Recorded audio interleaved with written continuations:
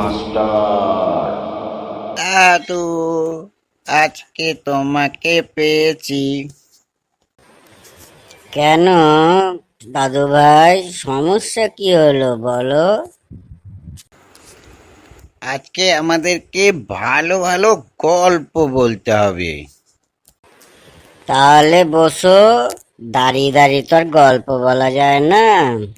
বসে পড়ো, আমি বলছি গল্প।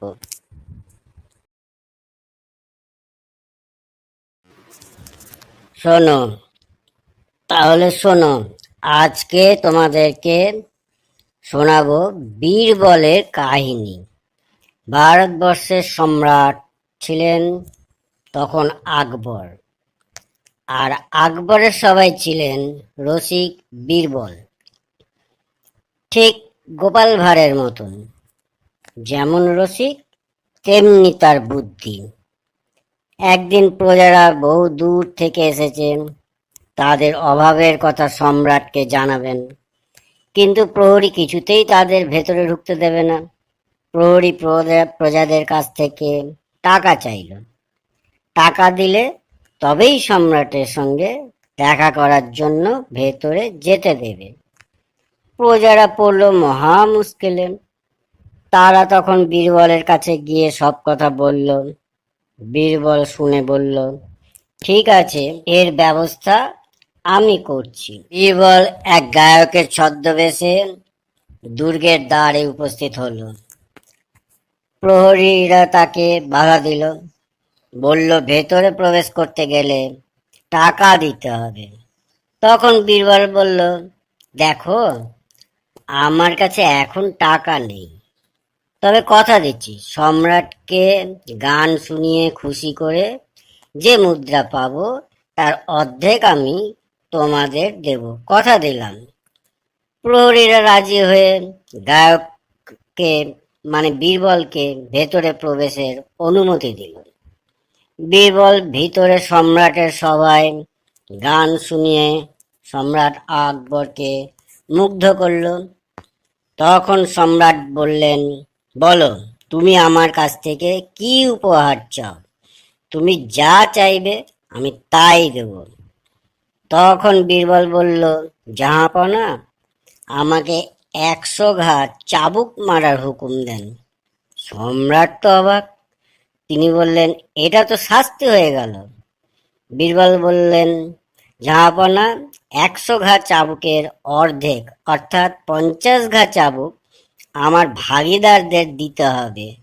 আমি সেই রকমই বলে এসেছি। সম্রাট বললেন, কি রকম? বীরবল তখন বললেন, আমাকে আপনার প্রহরীরা ভেতরে প্রবেশের জন্য টাকা চেয়েছেন। আমি বলেছি সম্রাটের কাছ থেকে যা পাবো অর্ধেক তাদেরকে দেব। তাই জাহাপনা 50 ঘা চাবুক তাদেরকে দেওয়ার কথা। সম্রাট আকবর তখন রেগে গিয়ে বললেন, আমার প্রহরীরা ঘুষ নিচ্ছে, নিয়ে এসো তাদের দরবারে। তারপর প্রহরীদের ভেতরে নিয়ে এসে তাদের জামা খুলে তাদের প্রত্যেকের পিঠে 50 ঘা করে চাবুক মারার আদেশ দিলেন। এইভাবে বীরবলের বুদ্ধিতে প্রহরীদের ঘুষ নেওয়া বন্ধ হলো।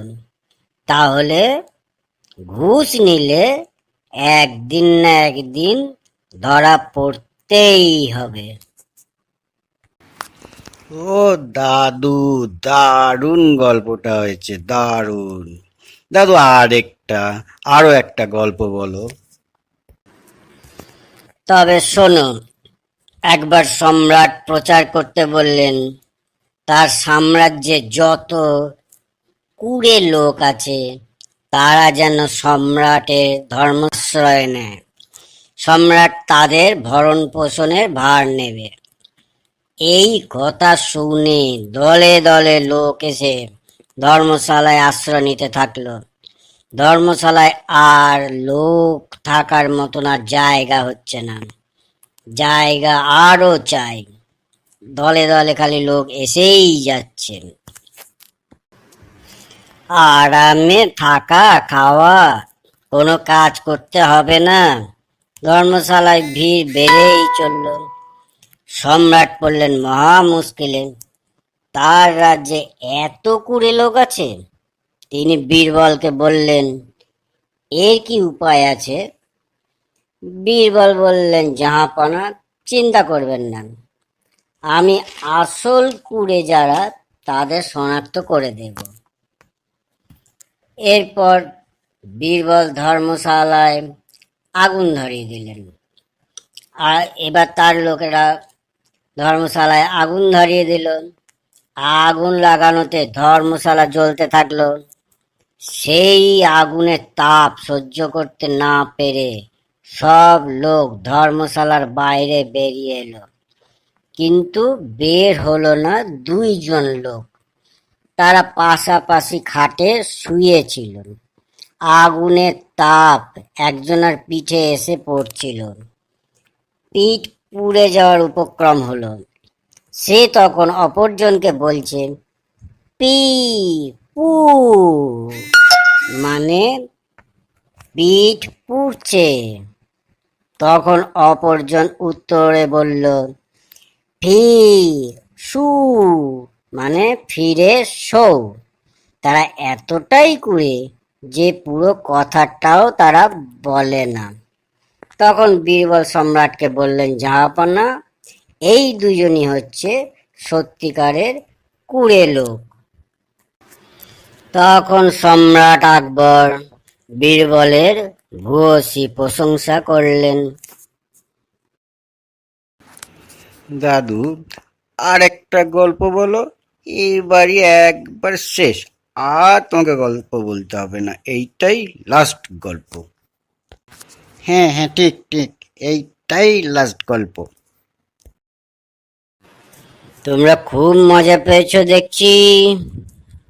ঠিক আছে, এইটাই শেষ গল্প, আর কিন্তু বলবো না। ঠিক আছে? ঠিক আছে। একবার সম্রাট আকবর আর তার বেগম দুজনে বাগানে বসে বাগানে সুস্বাদু আম খাচ্ছিলেন।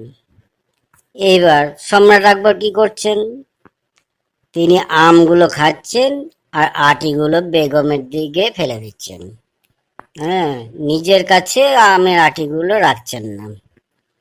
এবার সেইটা দেখে তখন সেই টাইমে বীরবল এলো। তখন বীরবলকে দেখে সম্রাট আকবর বলছেন, দেখো দেখো বীরবল, তোমাদের বেগম কিরকম লোভী, দেখো কত আম খেয়েছেন। তখন বীরবল বললেন, জাহাপনা, কে বেশি লোভী তাই তো বুঝতে পারছি না। বেগম তো আম খেয়ে তার আটিগুলো তো ফেলে দিয়েছেন, আর আপনার কাছে তো দেখছি কোনো আটি নেই। আপনি তো আটি খোসা সমেত আমগুলো খেয়ে নিয়েছেন। তাহলে জাহাপনা, আপনি বলুন, কে বেশি লোভী? তখন আকবর আস্তে আস্তে বীরবলকে বললেন, না, তোমার সত্যি বুদ্ধির তারিফ করতে হয়। ব্যাস, আমার গল্প শেষ, আর গল্প হবে না, আবার অন্যদিন। গল্প শেষ, আবার অন্যদিন।